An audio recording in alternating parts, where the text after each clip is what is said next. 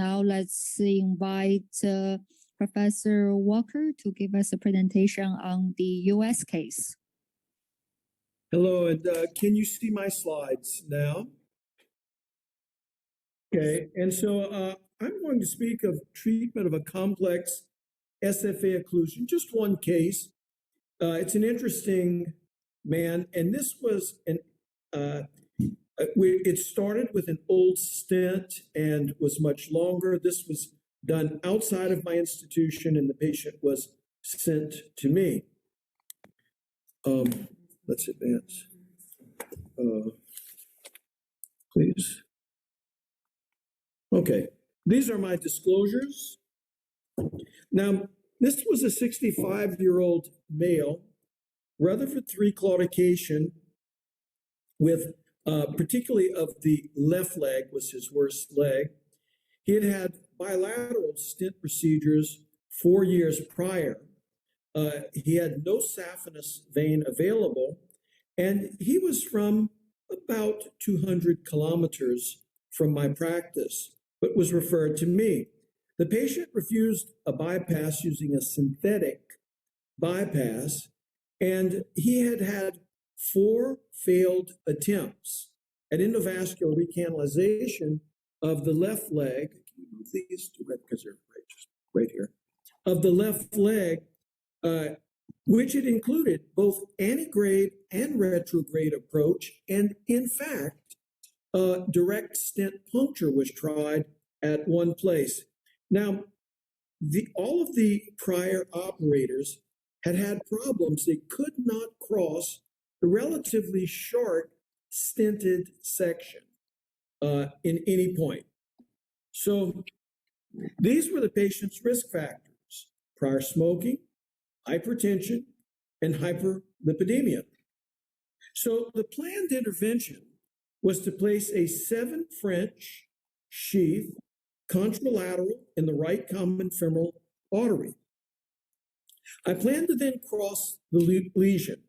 I thought I would first use a wire to usually let me get across, but if not, I would use a laser to cross that total occlusion that others could not cross.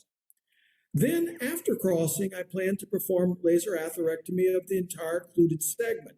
Now, I wanted to do that because here we were dealing with in-stent occlusion, and laser has clearly been shown to improve outcomes when we have total occlusions within a stent.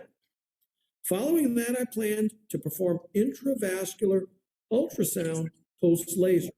This would allow me to properly size the vessel and to determine lesion characteristics. Following that, perform PTA with a balloon prescribed by the vessel size that I measured. Then I would repeat IVUS at that point.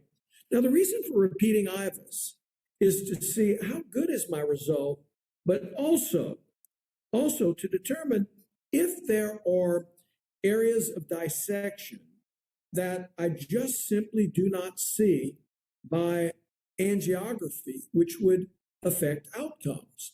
And then based on that, I would either treat with a drug-coated balloon or a stent. So here's the case. We can see that in this very proximal segment in the image on the left, there's a short nub, but this is all within the stent at this point. These are subtracted images. The stent is not very visible here, but you will see it in other cines that I will show. The vessel reconstituted in the first part of the popliteal artery. It was not a perfect reconstitution point. And then we see the patient had one good vessel run off to the foot via the posterior tibial artery, and that filled the arch of the foot very well. I will comment that outside intervention had previously tried retrograde approach from the anterior tibial, and you can see that now this vessel is occluded. And that's one of the concerns we have to have when we're performing tibial artery access, because we can indeed occlude distal vessels. Now, here I got into the stent, but you can see I'm pushing really hard. Wire kept exiting the stent. We've tried, at this point, This was my final attempt, very strong wire. This is a extra support glide wire. I suspect there were some underlying stent fractures in here, and the wire would exit the stent every now and then. So I tried for several minutes, and I decided, given how many people had already failed, that my next step would be to use the laser to cross this first part of the occlusion. Now remember, this is only maybe 6 or 8 centimeters where the stent is, but the occlusion is about 40 centimeters in this case. So here I've put the laser into the stent, and my plan was to then activate this laser and let it cross the lesion rather than the wire. Now this is a turbo power laser, and so it spins, and that creates displacement of friction. So what I will do once I'm inside of this, I will pull the wire inside the laser, and I will simply lead with the laser, knowing that the laser's cross-sectional area is far greater than the cross-sectional area of the stent interstices. Therefore, the laser will stay inside of the vessel. So here we see, here I've pulled the wire back, and you can see I'm leading the laser, I am rotating it, and it's going through the stent in an area where none of the wires that I'd used work. And again, I must say, people had tried sticking this stent directly, had come from above, had come from below, had come from both, could never get through the stent. And here you see I was going through the stent very slow. This is looping. I'm not pulling that laser back at that point. But this is a proper rate of advancement for a laser. Most people using the laser try to rush with it, and it doesn't work well if you do that. So here at this point, the laser has gotten to the end of the stent. In fact, I pushed the laser to exactly the end of the stent. Now I'm through the portion that no one else had been able to get through. So at this point, I now lead with a laser. I've crossed very nicely. I'm going to extend that wire, and now I'm going to debulk this with the laser. And here you can see the laser in the different stages, but I did the stent and the areas beyond. Since I was going to use the laser, I wanted to debulk the lesion. My next thing was to do an angiogram. And here we can see we've created a channel with just the laser. But I still had questions. My questions were, what did this stent look like? My question was here, how big exactly was this distal vessel? So I performed IVUS. And here you can see the intravascular ultrasound, which I've placed to assess the vessel size. This vessel measured 6 millimeters. So here we can see this vessel looking out distal. Now, I had ideas of what I would be dealing with inside of this. And so we took IVUS images up and down. I just didn't record all of these for this presentation. So next, we performed balloon angioplasty using a 200 millimeter long balloon going up to nominal pressures. And we can see there was a little resistance here where we see calcium in the picture on the right. And so I did go up above nominal pressures here. Here I would have loved to have had your caged balloon available, because what happens is if you go up very high with pressure, you expand the areas that are not compressed by this calcium much more than the area you're trying to dilate. So one of two things would be helpful. One, I could go up and perhaps injure the vessel. What I chose to do after was to hit that one short lesion with a non-compliant balloon, because I did not have a caged balloon. And again, perform IVUS. Why? I wanted to look at my result. Often there are dissections that occur that just simply are severe and are not apparent by IVUS. And based on this, I would decide whether to go to drug-coated balloon or the stent.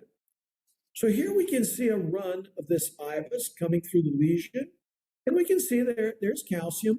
But we've really made, this is in an area that was totally occluded, we've really made a very nice channel.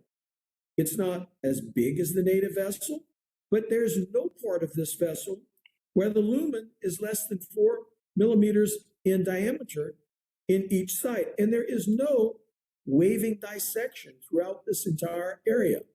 You see that we've achieved a very nice result on this lesion that simply had not been crossed before. We'll keep coming. Here we're in the stent. You can see we've nicely debulked the stent. So at this point, rather than put long stents, I thought it would be wise to use drug-coated balloons. And in this case, I've used a Stellarex balloon. And you can see the area where before we had been unable to ideally inflate by having, in this case, used a short non-compliant balloon. We're able to have nice inflation.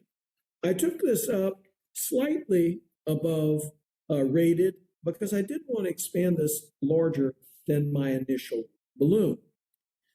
And this is the final angiogram. And you can see a very smooth result in what was a long occlusion and multiple failed angiographic attempts. Now, again, I think Dr. Finn brought up the point about best CLI. 4 people had failed this already. And so it matters when we look at stenoses, success, restenoses, there is still an art form to peripheral intervention. And we must keep that in mind because this is still a new technology. Bypass surgery has evolved. It is mature. We know what has worked and what has not worked there. But this is a new, burgeoning, infantile technology, if you would, that has a long ways to go. I was very impressed with your caged drug-eluting balloon, and I wish I had access to that here in this country. So here's the final angiogram showing you that indeed we maintained our runoff to the foot. We did not have to access the vessel below. And notice now on the right screen, the entire foot arch is filling very nicely at the end of this picture. Following this, though, even though this looked great, I performed a final IVUS to make sure that nothing more was needed. And once again, you can see a widely patent vessel. There is some minimal stenotic areas of minimal stenoses. Those are always present when we perform balloon angioplasty, always. What I'm looking for here are severe compressions or large flow-limiting dissections, which I did not see. And I have every reason to believe this will be a good and durable result if this man takes his medicines and doesn't start smoking again. Now, I must also mention I got this patient to quit smoking before doing this, and he quit for at least 1 month first. I hope that is maintained, but we never know what happens with smoking. So in conclusion, laser atherectomy in the EXCITE trial has been shown to be superior to balloon angioplasty in treating in-stent restenosis with less complications and better patency. And when coupled with drug in Gondini's article, that combination was particularly effective. Laser atherectomy is very helpful in crossing occluded stents when wires fail, particularly if there are fractures, allowing wire passage out of the stent. And finally, IVUS is really helpful in determining final therapy and determining our true endpoints. With that, I thank you sincerely for giving me the opportunity to present to you. 好，非常感谢 Very 啊 good. Thank you very 这个 much. 这 Thanks for 个吴 Dr. 教授 Walker. 啊，给 Thank you 给我 very 们 much. Thanks for such a inspiring case. Very good tactics. This is a patient with SFA long lesion, and the patient actually have also 12 centimeters full occluded stents. The patient has been repeatedly treated and also tried the crossover for several times, but still the lesion could not yet be crossovered. So thank you very much. Thanks for Dr. Walker for your very superior tactics in treating this patient.